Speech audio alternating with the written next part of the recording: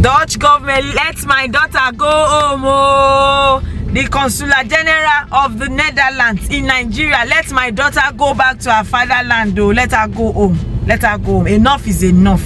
I'm not living without my daughter. Let her go home, please.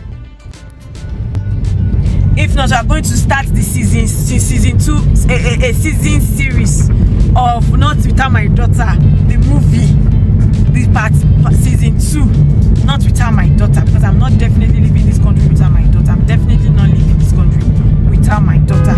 So they should let us go. Enough is enough. I'm stuck here, but enough is enough. I'm done waiting.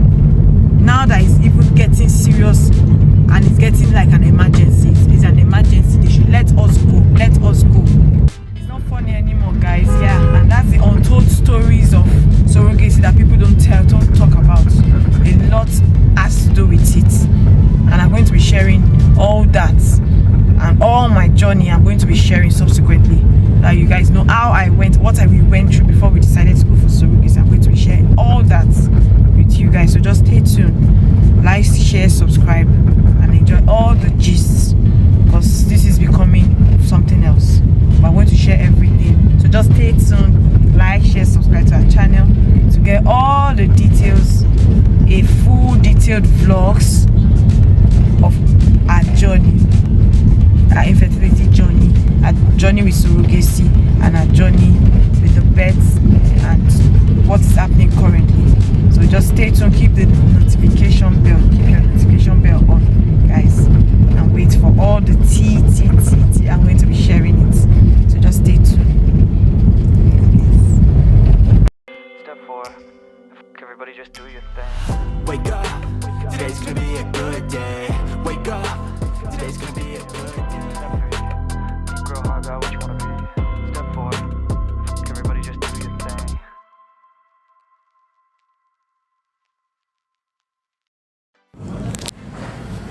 Hi guys, good morning. Yeah, it's a beautiful Monday morning. Yeah, no, not Monday, it's like today's Wednesday. Yeah, and we're still in Lagos, Nigeria. And guys, it's not been funny at all. It's not funny anymore. So basically I can say officially now that we are stuck. We are really stuck in Nigeria. And I cannot cry, so I can only laugh, honestly. But it's been quite a very hectic 6 weeks. So our baby is Myla is 7 weeks today. She's about 7 weeks, and for the last 7 weeks since she was born, we've been fighting with the Dutch government to get her a permit so that we can travel with her to the Netherlands. And usually the Dutch passport takes some weeks, so we apply for the laissez-passer. Laissez-passer takes like a couple of days. So we applied since she got born on the 29th of November. By the 4th or 5th of December we already applied, and today is the 15th of January and we are still stuck in Nigeria. It's exactly 1 month that we are supposed to have gone back home. So I'm officially 1 month delayed and stuck in Nigeria, and it's not funny anymore. It's not funny anymore. So when we were told to submit all the documents, we submitted all the documents, including the surrogacy agreements and everything. And all of a sudden they turned against us, and that's what they are using against us now. So they said the procedure of surrogacy is not like clear cut in the Netherlands, so we need to go through the judge in Den Haag. So we are trying to appeal. The process is just taking days, weeks, and it's been frustrating. I've successfully, after a couple of weeks, I was able to successfully get my daughter a Nigerian passport based from the mother's side, which is me. She was able to get a Nigerian passport, but she's already in Nigeria. So, and before she was born, the father acknowledged her. And by the Dutch law, once you acknowledge a child, either the child is yours or not, before the child is 12, anybody can acknowledge a child. Or after the age of 12, you need a DNA sample. You need to do a DNA to show that the child is yours. But before the child is 12, with or without DNA sample, you can acknowledge any child. So when the child, and you can also acknowledge a fetus. So before our baby was, when she was still in the womb, when she was still a fetus, my husband already acknowledged her, and they gave him a certificate from the Rotterdam Gemeente. That's a municipality, the local government in Rotterdam already gave us a document. And I'm currently I'm on childcare leave. By my work gave me 6 weeks of childcare leave because I didn't carry her, so I got 6 weeks. They call it velof, what's it called, adoptive velof. I'm going to talk about the adoptive thing later because I didn't carry her, so I'm going to have to adopt her after a year. So it's called adoptive velof for 6 weeks. Then after that I get to have 9 weeks of outer-scarf velof. Outer-scarf velof is like parental velof, the parental leave, which I and my husband have the right for. So the first 6 weeks is 100% paid. The second 9 weeks is 70% paid. So I and my husband can get that because it's parental leave. So in accumulation with that, I get 15 weeks. So I started that on the 1st of December because she was born on the 29th of November. So I started that on the 1st. So automatically I don't have to work for the next 15 weeks, which is my date of resumption is like 15th or 17th of March. So I'm still on that leave.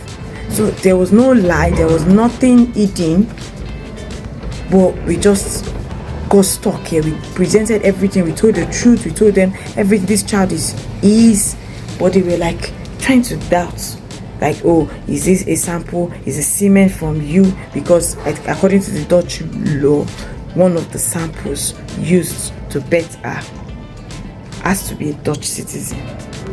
So that Dutch citizen is my husband. I'm not yet Dutch.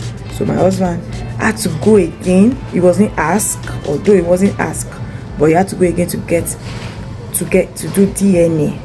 So we're supposed to leave on the 16th. That's 2 weeks after the birth of Myla. We're supposed to have gone back. Our flight was already scheduled for 16th of December. But because of all this, we got stuck. And it was as if they are doubting the paternity of the child. So my husband was very upset that he acknowledged this child. This child was born Dutch. Why are they refusing her a permit to travel? Then when we get back home, we cannot do a document because if you need to wait for the Dutch passport, it's going to take weeks and weeks and weeks, and we'll be stuck here. So we decided to go for the laissez-passer, which is just a permit to travel. You can enter with that, and it can be applied for and gotten within a few days in the Netherlands consulate office, their consular office in Water Carrington in VI in Lagos.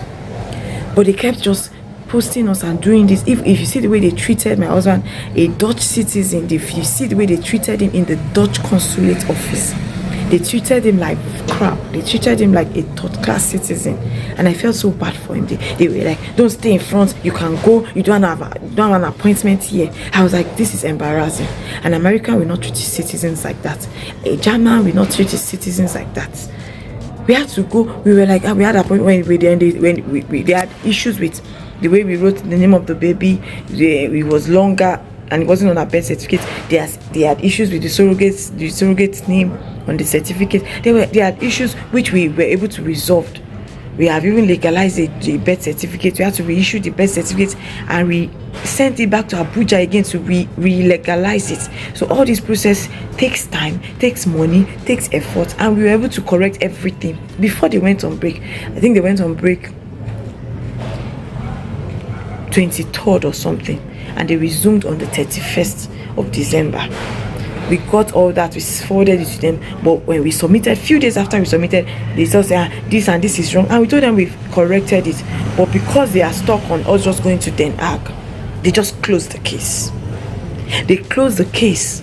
So my husband had to get a lawyer to appeal, and we spent hundreds and hundreds of euros calling Netherlands from Nigeria.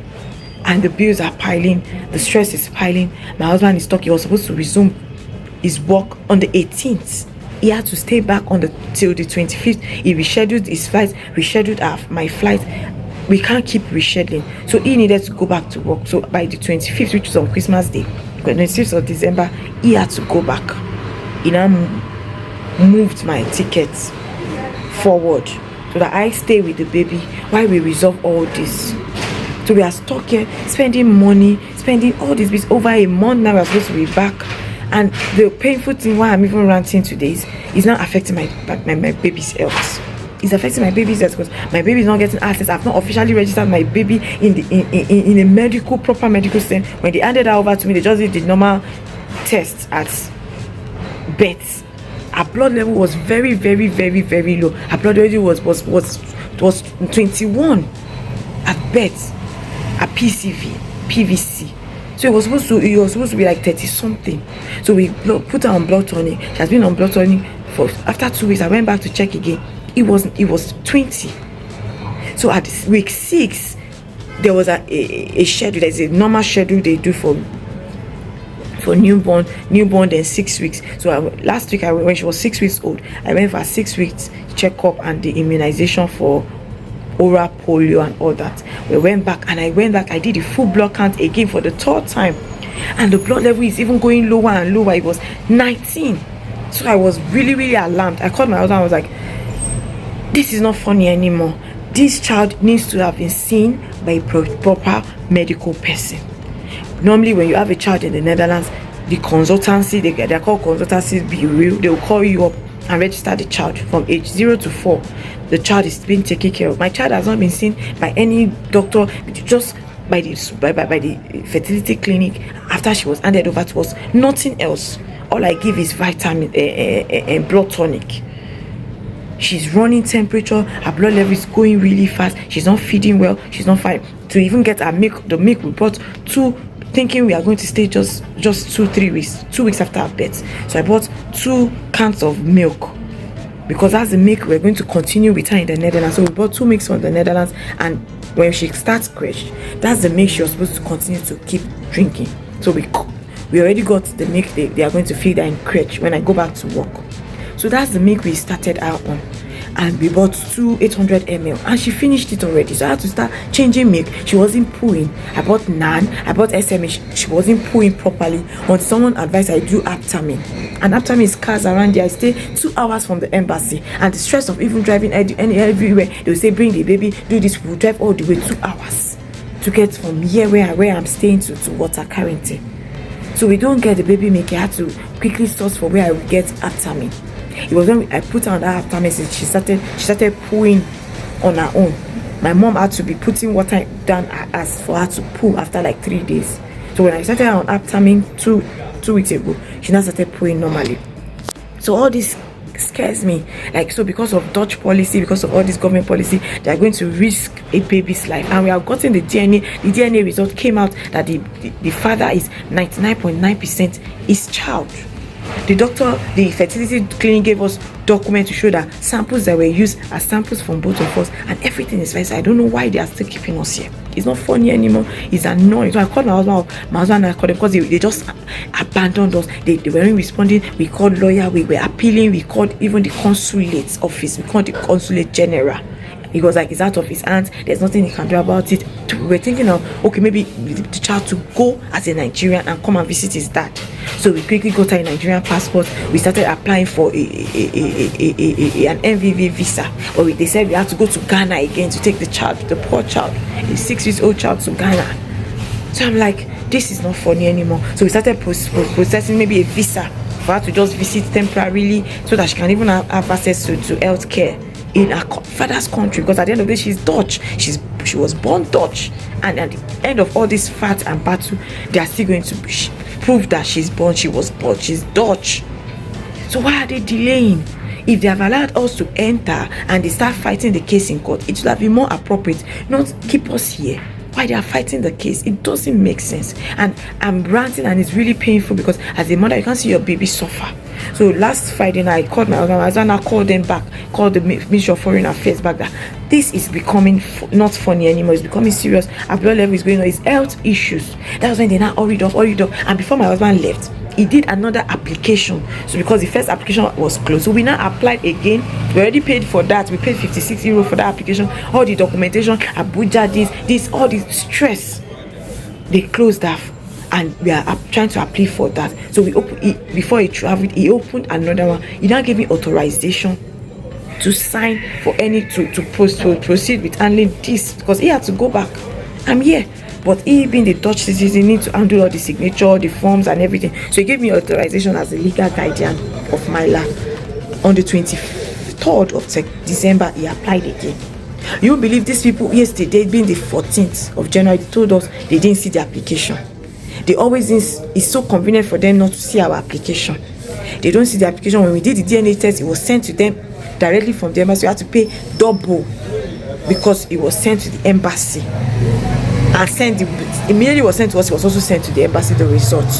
So we had to pay double for that. Money we did not plan, all these expenses, DNA, money for DNA, money for where we are staying, all these expenses, hospital bills, this unnecessary bill because somebody is sitting there in the government office trying to prove a point. And it's not as if my husband, being a 51-year-old man, just decided to come to Nigeria to come and do surrogacy. My story is online. It was after several trials. I did 2 trials. I had 2 failed IVFs. I was denied and rejected for IVF in the Netherlands. After spending 1 year of diagnostic, all the stress, that was the main reason why we relocated. He was married to a Nigerian, for goodness sake. That's why he came to Nigeria to get the help. And we were able to get the help successfully. The baby is here. We cannot undo it. Even if it was a mistake, even if it's a crime, and we didn't just go ahead to do surrogacy or do anything, we got lawyers. We consulted with lawyers. They said if you have to do surrogacy, the mom that carried it is the rightful mom, the legal mom. And we went by that. We got lawyers in Nigeria that process the documents. So one of the best certificates of my child is the carrier that is the mother. So it's after a year, I get to get custody of my own child. So it's crazy, but I had to deal with that. I had to sit my husband and process all this mentally, the emotional stress, the mental stress, before we even decided to say we wanted to do surrogacy. I was done. My body was tired. All the flight tickets, the Dutch insurance promised they were supposed to cover my own IVF, my 2 IVF trials. They did not cover it. All these expenses, we spent over 30,000 euros on all these flight tickets, my medical bills, the surrogacy, everything is crazy, and we are still spending, and the Dutch government does not just care. So this person we just want to have a child of our own, a biological child. So people cannot just determine that why did this surrogacy, why not just adopt? People want to have their own child. Adoption would have been our last option, but he's already over 50. The rules on adoption from Nigeria is very difficult to the Netherlands. Maybe Gambia, maybe South Africa, but the rules on adoption from Nigeria is very strict, and it might take years. So this is like the fastest, best option. This was like our second to the last option. If this hasn't worked, we would have gone for adoption, but it would have taken years and years. We just want to be parents. Is it a crime to just want to be parents? So this is really getting annoying and it's frustrating. So now today I'm going again. So after we called, yesterday called again, we've not heard from them. They said, hey, if the child gets worse over the weekend, we should call a number. Luckily, the child did not get worse. I managed that. Her temperature was really high. I was giving her paracetamol. You can't give a child so much medication. On Monday, we expected them to call. They did not come. My husband called them again on yesterday. They now said he submitted another that he submitted. They now said they didn't see. So they now went back to check. They now saw the application we submitted. They now called us for an interview today. So that's where I'm going today. In 2 hours, I'm having another interview. Not an interview that we are supposed to come in and submit the document all over again. We pay for all this process all over again. So I hope for the best. I hope today they just go through it, and in a couple of days they just give my daughter the laissez-passer. It's not for me. I can go back to the Netherlands, I can go back to work, but I'm stuck here taking care of a Dutch citizen that they are denied, someone they have accepted and has been acknowledged by the father, a Dutch citizen, and now I'm here trying to fight all this. So it's not funny anymore. So this is my rant, and I want the Dutch government, maybe even after this, when I post this, maybe it would have been resolved by the time I post this. But I needed to just air this. I needed to just share it. I've been documenting and talking vaguely about it, but I just needed to say my mind right now. And that's it. I'm running late. These are all our documents. A lot of printed stuff. The DNA results, doctor's report, everything is here now. So I'll be going now to water currency again. It's a long drive, so I bought this for my neck. So that was it, guys. Hopefully I can share an update and of the what came out of it, and maybe by the time I'm posting this we'll already be in the Netherlands. I just hope for the best. I pray for the best. I'm stressed out. I was enjoying being in my country and getting all this help, but it's no longer funny. The stress is towing on our marriage. It's the stress of calling embassy, calling lawyers and all that. While my husband is having a full-time job, he's already taking his stress and a toll on him. I had to start therapy again yesterday, so it's not funny anymore. So that was it, guys. Later I'll give an update when everything is done. Hopefully we're in the Netherlands by the time I give the updates. Thank you guys for watching. As always, remember to like, share and subscribe to the channel. See you guys on the next one. Ciao ciao. Bye. I'm late now with all our documents. So today they give an exception. They say because the baby is sick, we don't need to go with the baby. They already saw her, so I'm not going with the baby, which is a lot of relief at least. So I go alone with all my documents. So hopefully they answer me fast and I get there on time. Later, guys. Bye.